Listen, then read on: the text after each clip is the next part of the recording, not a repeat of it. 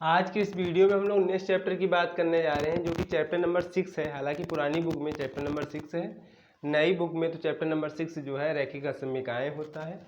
लेकिन कोई प्रॉब्लम नहीं, हम लोगों को ये चैप्टर अभी वैसे न्यू सिलेबस के अकॉर्डिंग नहीं पढ़ना है, लेकिन जिन बच्चों को पढ़ना चाह रहे हैं तो हम ये चैप्टर स्टार्ट करने जा रहे हैं, जो कि है गणितीय आगमन का सिद्धांत।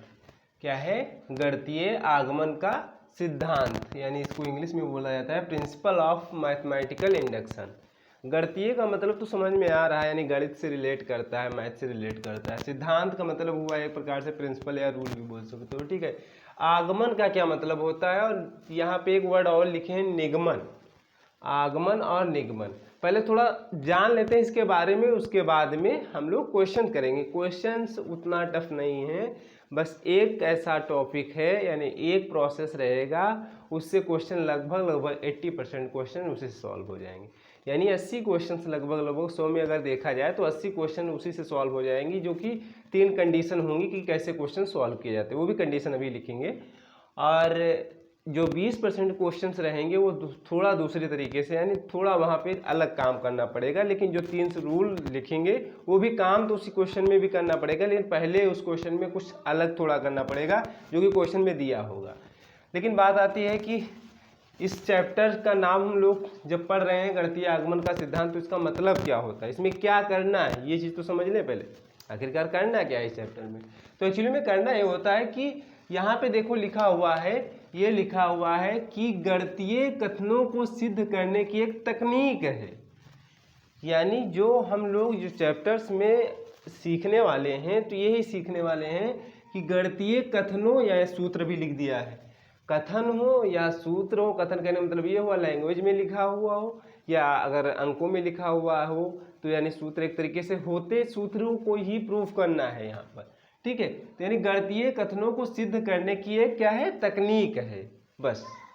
यानी जो हम लोगों को सूत्र, जैसे एग्जाम्पल के तौर पे, अभी इसको मत समझिएगा, अभी एग्जाम्पल के तौर पे बता रहे हैं। प्रथम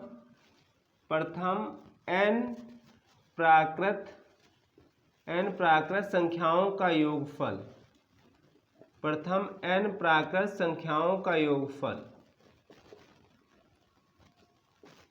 यानी n प्राकृत संख्याओं का योगफल। प्राकृत मतलब होता है प्राकृतिक संख्याएं, ठीक है। तो जो होता है formula n/2 n+1, n/2 n+1, ये फार्मूला होता है।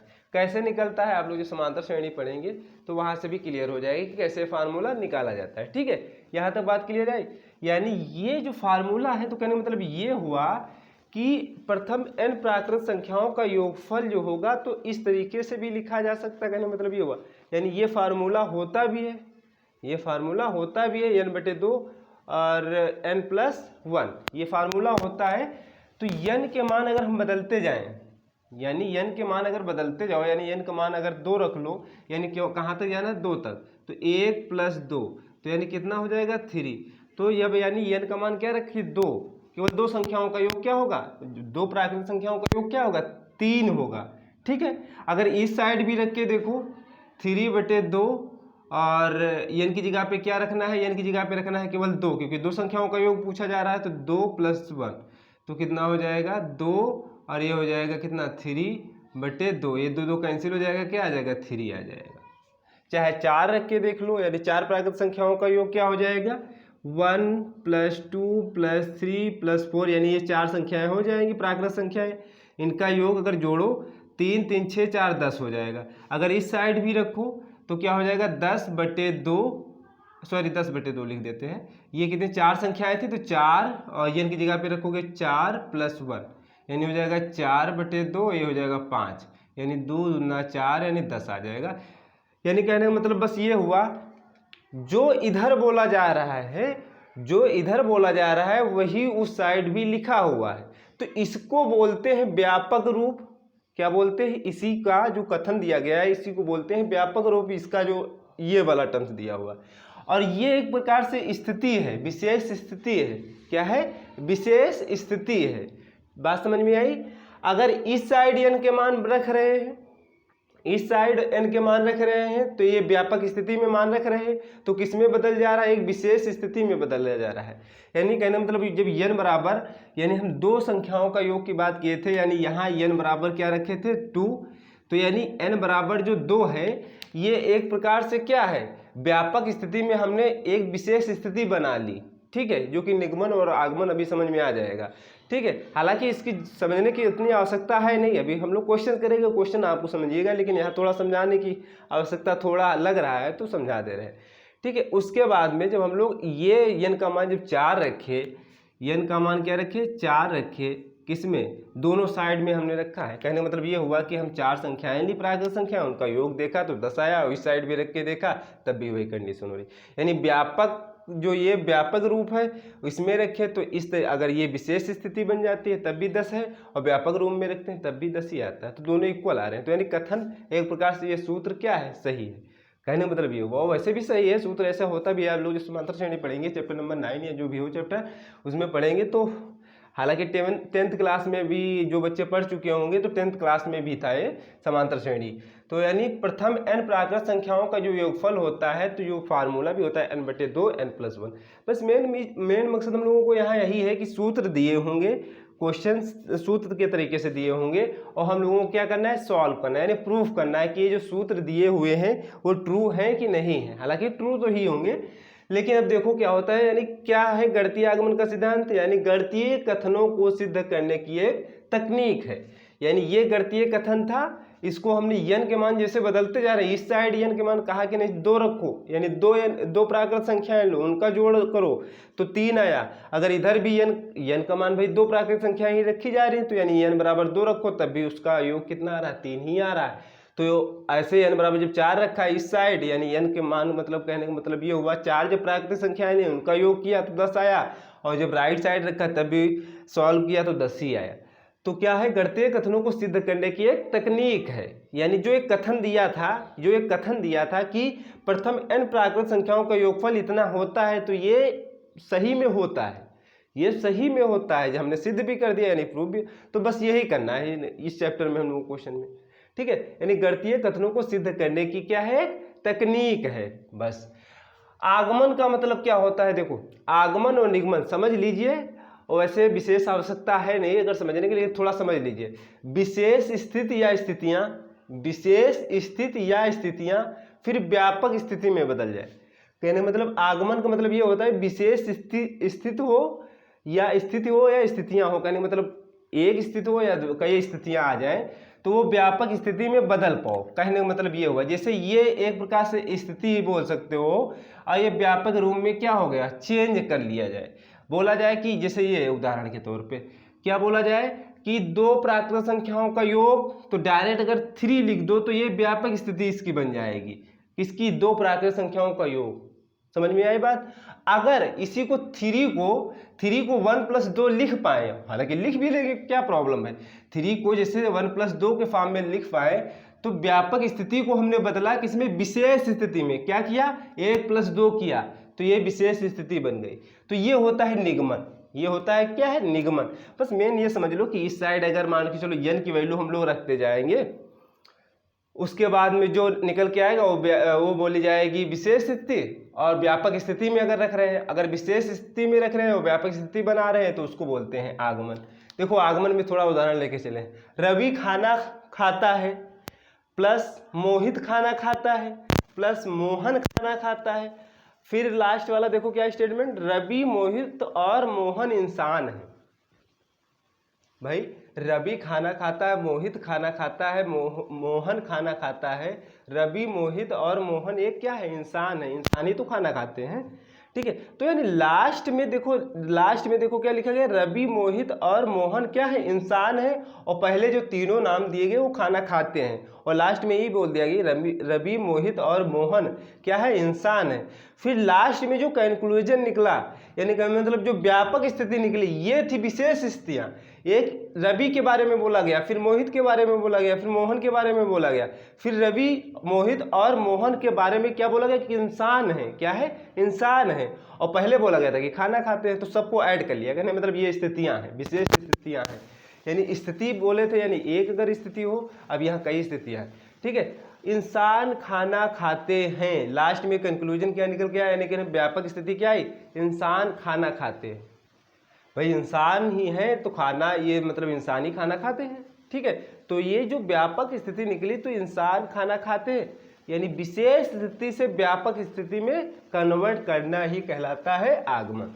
बात समझ में आई। जैसे यहाँ क्वेश्चन में बोला गया था, जैसे 1+2, 1+2 का जोड़ क्या होगा भैया 3 होगा। तो ये विशेष स्थिति है, किसमें बदल गई, व्यापक में, या ऐसे बोल सकते हो ये विशेष स्थिति है, ये व्यापक रूप में बदल गया सूत्र में, ठीक है। ऐसे देखो निगमन का मतलब क्या होता है, समझ लीजिए जितना समझ पा रहे हैं। अगर नहीं समझ में आ रहा तो कमेंट करिएगा, लेकिन इससे ज़्यादा समझने की कोई आवश्यकता नहीं, थोड़ा समझाने की जरूरत है तो समझा रहे हैं, नहीं तो क्वेश्चन तो आराम से हो जाएगा, उतना टफ क्वेश्चन है नहीं। हाँ, बालाजी पब्लिकेशन बुक के थोड़ा क्वेश्चन तो हैं, थोड़ा सॉल्व करने में थोड़ा दिक्कत तो होगी, लेकिन सब क्वेश्चन ऐसे नहीं है, ना इतने टफ क्वेश्चन एग्जाम में पूछे जाएंगे।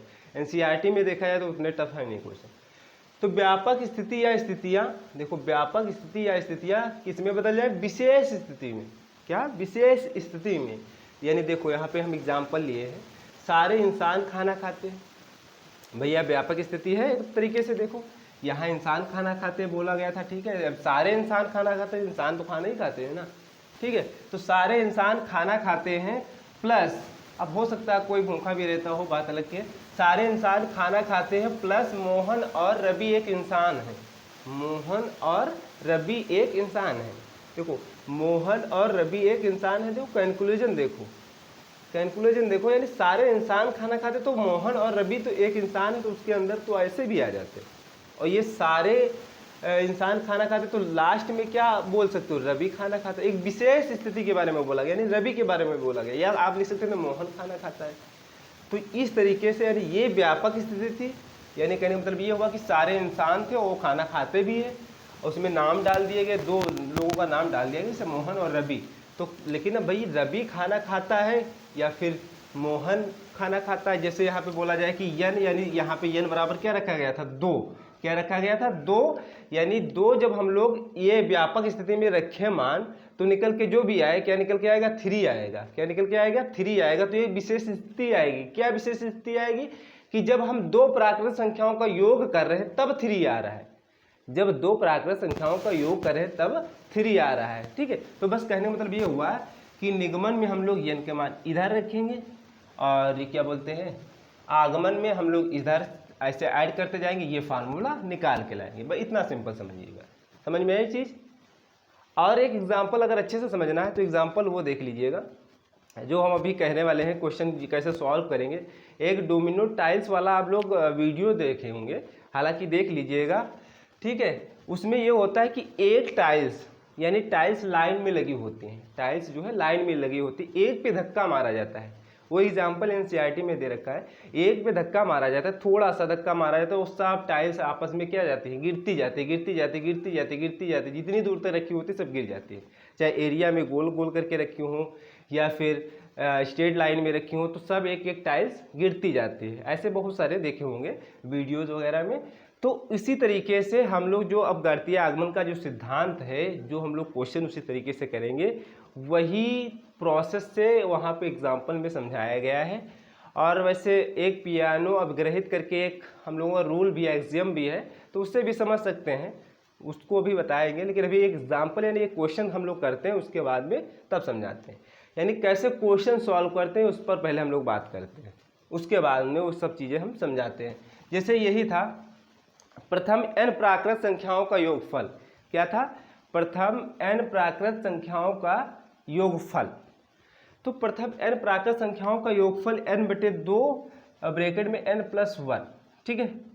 ये क्वेश्चन एक तरीके से ऐसे दिया जाएगा क्वेश्चन, या ऐसे दे दिया जाएगा कि ऐसे क्वेश्चन में दे दिया जाए 1 + 2 + 3 + 4 + 5 एंड सो एंड, कहाँ तक, n तक, बराबर n/2 तुमको ये बोला जाएगा कि गणितीय आगमन के सिद्धांत से इसको सिद्ध करिए, ऐसे क्वेश्चन में बोला जाएगा, ठीक है। तो पहले हम ये रूल्स लिख लेते हैं। अगर देखो अगर n का मान हम 1 रखा जाए, कहने का मतलब ये हुआ n का मान क्या रखा जाए, 1, यानी केवल एक प्राकृत संख्या ली जा रही है, केवल एक प्राकृत संख्या। कहने का मतलब एक प्राकृत संख्या का योग क्या हो जाएगा, एक ही तो रहेगा भैया, ये वाला हम लिख देंगे। ठीक है, फिर बराबर बराबर भाई जब n बराबर 1 रखे तो इस साइड भी रखेंगे तो 1/2 1 + 1 तो क्या हो जाएगा 1 बराबर 1/2 ब्रैकेट में रहेगा 2 2 2 कैंसिल हो जाएगा, यानी 1 बराबर 1 के तो होता ही है। तो ये कथन क्या है, ये एक सत्य कथन है, एक सत्य कथन है भाई। 1 बराबर 1 ही की तो होगा, 1 बराबर 2 थोड़ी बोल सकते हो। तो एक क्या है, सत्य कथन है। बात समझ में आई। अगर बोला जाए जैसे वो टाइल्स की बात की गई थी, टाइल्स की बात इसीलिए किए थे जो डोमिनो टाइल्स होती हैं, कहने मतलब जो एग्जाम्पल्स उसको लिए थे, यानी कहने मतलब ये हुआ एक टाइल्स गिरेगी तो मान के चलिए 100वीं टाइल्स या 10वीं टाइल्स के बाद भी 10वीं वाली टाइल्स उसको धक्का देगी 11वीं वाली टाइल्स को, तभी वो गिरेगी, अदरवाइज नहीं गिरेगी। तो एग्जाम्पल के तौर पे कहने का मतलब ये हुआ कि अगर मान के चलो n का मान हम 5 रख दिया जाए, यानी n का मान अगर 5 भी रख दिया जाए, n का मान क्या रख दिया जाए, 5 भी रख दिया जाए, अगर 5 रख दिया जाए उसके बाद में भाई कहने मतलब एक टाइल्स अगर n का मान वहाँ पे अगर 5वीं टाइल्स की बात की जाए तो 6 वाले को धक्का देगी तभी वो गिरेगी। तो n बराबर अगर हम 5 बता दें, n बराबर क्या बता दें कि n बराबर 5 पे कहने मतलब 5वीं टाइल्स छठी को धक्का दे रही है तो छठी भी 7वीं को धक्का देगी, कहने का मतलब ये हुआ। क्योंकि ऐसे तो बहुत सारे टाइल्स अगर रख दो तो फिर ऐसे काउंट करते रहोगे ना। तो ऐसे यहाँ हम लोग इसमें फार्मूले की बात करने वाले हैं, ये कि अगर n बराबर 5 रख दे तब देखिए सही है क्या, यानी 5 प्राकृत संख्याओं का योग क्या सही आ रहा है, बराबर आ रहा है, वैसे भी आएगा। देखो 1 + 5 प्राकृत संख्याएं कौन कौन सी लिखोगे, 1 2 3 4 एंड 5। ठीक है, बराबर अब n की जगह पे यहाँ 5 रखोगे तो क्या हो जाएगा 5/2। बस समझा रहे हैं, अभी समझाएंगे और क्वेश्चन सब हो जाएंगे अच्छे से।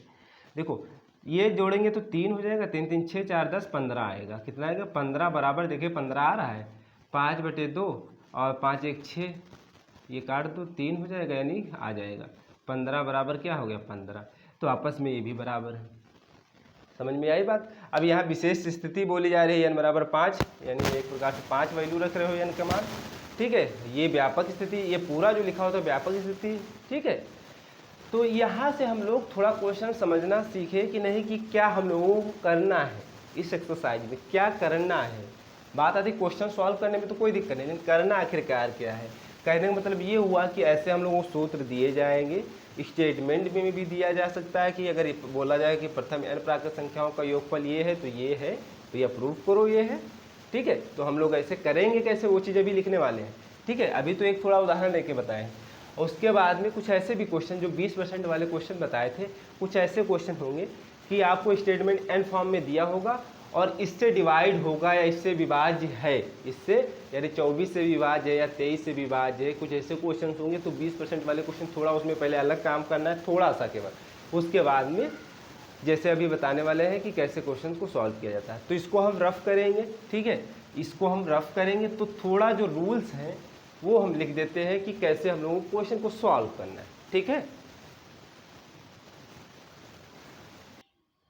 देखो ये स्टेप टू सॉल्व क्वेश्चंस, यानी स्टेप टू सॉल्व क्वेश्चन कहने का मतलब ये स्टेप है, 3 स्टेप हैं आप लोगों को क्वेश्चन सॉल्व करने के।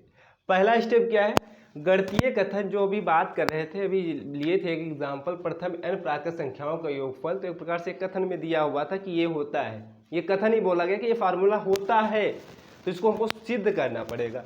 तो कैसे सिद्ध करेंगे, इस चैप्टर में यही तो होता है हम लोगों का। ठीक है, यानी गणितीय आगमन का सिद्धांत ही इसी तरीके से हम लोग अगर ये प्रूव कर दे तो बोल दिया जाएगा कि गणितीय आगमन सिद्धांत के अनुसार ये सभी प्राकृत संख्याओं के लिए अप्लीकेबल है या सत्य है। ठीक है, यानी यहाँ पे एक वर्ड ये याद रखिएगा कि जो भी यहाँ पे नंबर्स यूज होंगे, जो भी n स्मॉल n यूज होगा वो प्राकृत संख्याओं से ही लिया जाएगा, ये चीज़ याद रखिएगा। यानी n belongs to capital N, कहने मतलब आप लोग समुच्चय में पढ़े होंगे, बिलोंग करने मतलब हुआ कि जो नंबर्स होंगे वो क्या होंगे, प्राकृतिक संख्याएं होंगी। क्या होंगी, प्राकृतिक संख्याएं होंगी। अभी क्वेश्चन करते हैं, ये पहला स्टेप ये है, हम लोग करना क्या है, कैसे क्वेश्चन करना है ये समझ लीजिए।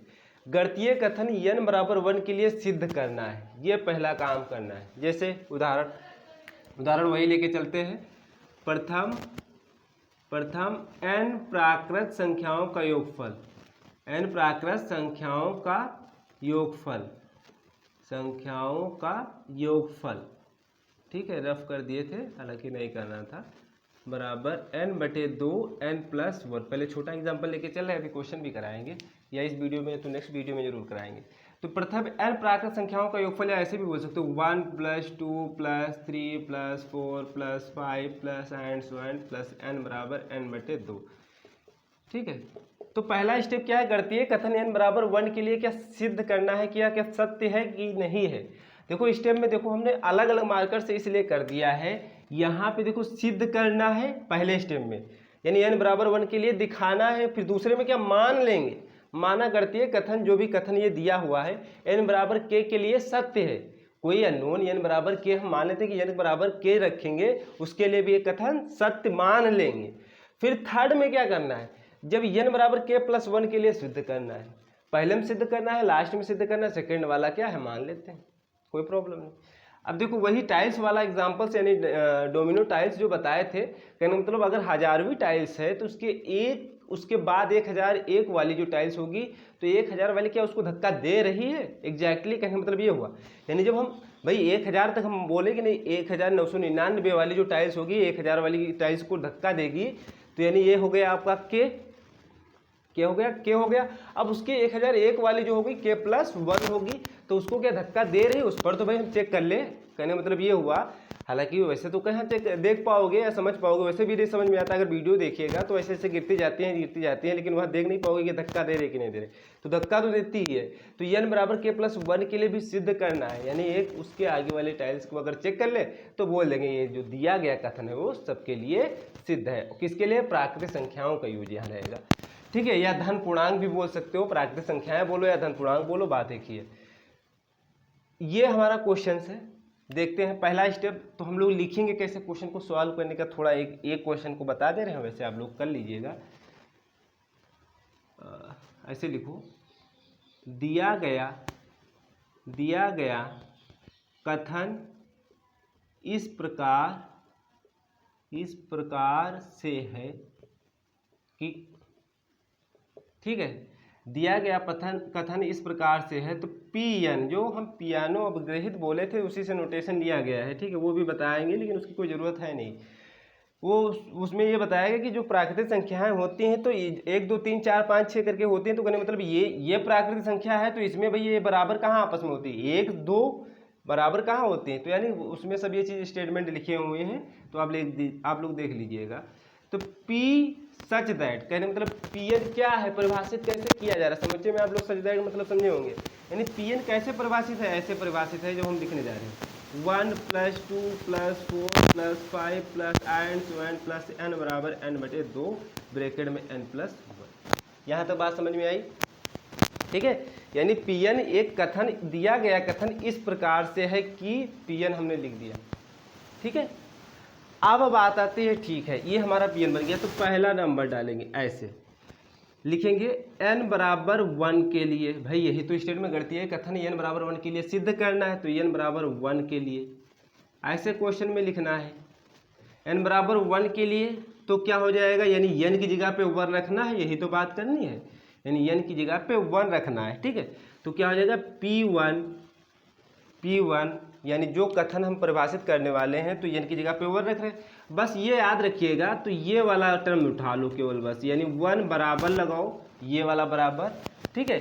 यानी जहाँ n बराबर, अगर यहाँ पे 2, क्योंकि हर क्वेश्चन में n बराबर 1 के लिए करना है, तो पहला वाला जो टर्म्स दिया होगा उसको उठा के रखो तू, बस ऐसे समझिएगा क्वेश्चन। उसके बाद में जब 2-4 क्वेश्चन लगाओगे तो खुद क्लियर हो जाएगी क्या कर रहे हैं, ठीक है। तो n=1 के लिए कहने मतलब n=1 के लिए देखें सिद्ध है, क्योंकि हमको ये कथन में कैसे क्वेश्चन में हमको सॉल्व करना होता है, तभी बोलेंगे कि गणितीय आगमन सिद्धांत के अनुसार ये जो है ट्रू है, ठीक है, यानी सही है, सत्य है। तो अब देखो n=1 के लिए, तो यानी ये वाला टर्म्स ले लिया। अब इस साइड देखो n/2 है, तो यानी n की जगह पे क्या रखेंगे, 1, n की जगह पे क्या रखा है 1, फिर 1 + 1, ठीक है, यहाँ तक कोई डाउट तो नहीं है। अब देखो 1 बराबर 1/2 और 1 में जोड़ी हो कितना हो जाए 2, ठीक है, तो 2 2 कैंसिल हो जाए, तो यानी 1 बराबर कितना हो जाएगा, 1 बराबर 1। तो ये है एक, ये लिखोगे, ये एक सत्य कथन है। अतः n बराबर 1 के लिए कथन सत्य है। बस ये थोड़ा लैंग्वेज में आप लोग लिखना सीख जाए, बस ये क्वेश्चन हो जाएंगे। ठीक है, दूसरा काम क्या करना है, दूसरा काम यानी दूसरा पॉइंट डालेंगे, माना क्या लिखेंगे, माना n बराबर k के लिए कथन सत्य है। यहाँ मान लिया, यानी n बराबर k के लिए, यानी n की जगह पे क्या रख दो, k रख दो, बस n की जगह पे क्या रख दो, k रख दो। तो k कहाँ रखोगे, n की जगह पे बोल रहे हैं ना, यहाँ पे n की जगह पे 1 की बात की जा रही है तो पहला पद लिखो, या ऐसे भी बोल सकते हो n की जगह पे 1 रखोगे तो यही यानी 1 ही तो आ जाएगा। ठीक है, लेकिन ये फिर जोड़ के लिखा जाएगा नहीं, तो इसमें अगर n बराबर 1 के लिए बात की जा रही है, अगर n बराबर 2 के लिए बात की जा रही तो ये लिखेंगे। मतलब यहाँ के कहने का मतलब ये हुआ कि एक पद का योग, यानी एक पद का योग एक ही तो होगा, प्राकृतिक संख्या का एक पद का योग जो रहेगा, प्रथम प्राकृतिक संख्या का एक पद का योग तो 1 ही आएगा। अगर 2 पद का योग बोला है तो 3 आता है, यानी कहने मतलब ये दोनों लिखे जाते 1 + 2। समझ में आई बात क्या कहना चाह रहे हैं। अब यहाँ बोला जा रहा है कि माना n बराबर k के लिए कथन क्या सत्य है, तो k के लिए यानी 1 2 3 4 5 6 7 8 कहाँ तक, k तक, यानी n की जगह पे हम लोग k रखेंगे, सिंपल समझिएगा। तो ऐसे लिखेंगे 1 + 2 + 3 + 4 + 5 and so and plus k बराबर। अब n की जगह पे क्या रखना है, एक प्रकार से भी बोल सकते हो ना, n बराबर k रखना है, तो यानी n बराबर इस साइड भी रख दो, n की जगह पे क्या k/2 k + 1। कोशिश तो कर रहे हैं जितना समझाने की, अगर समझ में आ रहा तो ठीक है, नहीं तो कमेंट करिएगा, जरूर बताएंगे। अभी और क्वेश्चन करेंगे तो और क्लियर हो जाएगा। ठीक है, तो 1 ये हमने लिख दिया, n बराबर k के लिए कथन क्या है, सत्य मान लिया। ठीक है, अब थर्ड पॉइंट क्या लिखना है, थर्ड पॉइंट हम लोगों को ये लिखना है कि n बराबर k + 1 के लिए क्या कथन सत्य है, ये हमको दिखाना है, सिद्ध भी करना है। कथन सत्य क्या करना है, सिद्ध करना है, सिद्ध करना है। आप लोग इतना नहीं लिखिएगा, ये लिख भी सकते हो, कोई प्रॉब्लम नहीं, सिद्ध करना है, वैसे भी सिद्ध करना है, क्या दिक्कत है। तो क्या सिद्ध करना है ये हम ब्रैकेट में लिख दे रहे हैं, वो समझ जाइएगा, कैसे समझोगे कि क्या सिद्ध करना है। pk + 1 यानी n की जगह पे क्या रख रहे हैं भैया, n की जगह पे क्या रख रहे हैं, k + 1, pk + 1 यही उतार दो, 1 + 2 + 3 + एंड सो एंड 4 5 हम नहीं लिख रहे हैं, n हम नहीं दिखा रहे हैं, यहाँ n है, वो अंदर n है यहाँ पर, लेकिन हम n की जगह पे क्या रख रहे हैं, k + 1 k पहले आएगा। कहने का मतलब ये हुआ, जैसे मान चलो अभी बताए थे कि 1000 टाइल्स अगर 1001 वाले के धक्का देगी तो जाहिर सी बात 1001 वाली टाइल्स भी होगी और 1000 वाली होगी, या ये भी बोल सकते हो अगर 100 के बाद 101 तो आएगा ही। अगर k का मान 100 है तो यानी कहने मतलब k तो इसके पीछे है। ठीक है, लिखिए नहीं, बराबर इस साइड भी, यानी इस साइड भी क्या रखेंगे, n की जगह पे k + 1/2 और k + 1 + 1, कहने मतलब k + 2 हो जाएगा। नेक्स्ट लाइन में हम कर दे डायरेक्ट, यहाँ पे कर दे रहे हैं, ये प्रूफ करना है। यानी अगर हम ये प्रूफ कर दे स्टेटमेंट n बराबर k + 1 के लिए अगर ये सत्य दिखा दे तो बस हो गया हमारा क्वेश्चन हमारा हो गया। ज़्यादा उतना क्वेश्चन करना नहीं, बस थोड़ा सा लैंग्वेज लिखना है, उसको एग्जामिनर को समझाना है एक तरीके से। ठीक है, तो देखिए क्या हो जाएगा, ये हम मान चुके हैं, क्या मान चुके हैं, ये हमको पता भी है या मान चुके हैं, तरीके से बोल सकते हो कि k के लिए क्या है, स्टेटमेंट ट्रू है, n बराबर k के लिए कथन क्या है, सत्य है। तो हम लिख सकते हैं ये वाला स्टेटमेंट पूरा, यानी 1 + 2 + 3 + 4 एंड सो एंड, यहाँ प्लस लगा लो, प्लस k बराबर k/2 + 1। ठीक है, बात समझ में आई, यहाँ तक कोई डाउट तो नहीं है किसी को। अब यहाँ देखो k + 1 आ रहा है, सिद्ध करना, तो ऐसे भी हम लोग थोड़ा सोचेंगे कि k के बाद कौन सा टर्म्स आ सकता है, k के बाद कौन सा आगे वाला टर्म्स आएगा, k + 1। अगर भाई k का मान 100 है, k का मान 100 या 10 रख लो, k का मान 10 है तो k + 1 करोगे तो 10 + 1 हो जाएगा, उसके आगे वाली संख्या हो जाएगी, कितनी हो जाएगी, 11। ठीक है, तो यहाँ हम क्या कर रहे हैं, k + 1 ऐड कर रहे हैं, क्या कर रहे हैं, k + 1 आगे वाला टर्म्स आएगा। क्वेश्चन से भी समझ सकते हो k + 1 आगे वाला टर्म्स आएगा, लेकिन ये इधर हम भाई जब k + 1 आएगा तो एक प्रकार से ये हो रहा है कि इस तरह काम कर रहे हैं, तो इस साइड भी तो ऐड करेंगे, तो यहाँ भी k + 1 ऐड करेंगे, क्या करेंगे, k + 1 ऐड करेंगे। ठीक ठीक है। ये वाला आप लोग सेम आइटीज रहेगा, नीचे आप लोग लिख लीजिएगा, स्पेस है नहीं उतना, ठीक है। राइट साइड देख लीजिए, राइट साइड देखो, लेफ्ट साइड तो भाई ये प्रूफ करना है जो स्टेटमेंट k+1 के लिए दिया गया, तो ये तो वही सेम ही है, आ ही गया। बस राइट साइड अगर ऐसे बना पाए, देखो क्या हो जाएगा, k+1 और प्लस k+1 हमने ऐड किया था, इसके अपार 1 मानोगे, हर बराबर करोगे तो ऊपर नीचे 2 से गुणा करेंगे तो क्या हो जाएगा, k, यहाँ लिख लीजिए k ब्रैकेट में रहेगा k+1 प्लस 2 से गुणा हो जाएगा 2k+1, नीचे क्या आ जाएगा 2, बराबर क्या हो जाएगा, देखो k+1 दोनों का मिल रहा है, ये भी k+1 ये भी k+1, दोनों में क्या मिल रहा है, कॉमन मिल रहा है। बात समझ में आई, ठीक है। ठीक है, k+1 कॉमन मिल गया, तो ब्रैकेट में क्या बचेगा, यहाँ k बचा और ये बचा, ये k बचा, ये 2 बचा, अपान हो जाएगा 2, या ऐसे भी लिख सकते हो, हम लोगों को यही प्रूफ भी करना था, या पूरे के अपान लगा तो कोई प्रॉब्लम नहीं है, ऐसे लिख लो 1/2, ऐसे लिख लो k+1 और ब्रैकेट में लिख लो k+2, तो ये हो गया। ठीक है, ये बात समझ में आई, ठीक है। अब यहाँ हम लोग लिख लेंगे n बराबर k+1 के लिए क्या है, कथन सत्य है, कथन क्या है, सत्य है। बात समझ में आई, यहाँ तक क्लियर हुआ बात, ठीक है। अतः यहाँ लिखोगे अतः गणितीय आगमन सिद्धांत से, अतः गणितीय आगमन सिद्धांत से n बराबर कैपिटल N यानी जो भी प्राकृतिक संख्याएं ली जाएंगी के लिए कथन सत्य है। क्या है, सत्य है। अभी और क्वेश्चन करेंगे तो हम ये लैंग्वेज लिख लेंगे, ठीक है। तो अब लोग जो क्वेश्चन करने वाले हो नेक्स्ट वीडियो में क्वेश्चन करेंगे।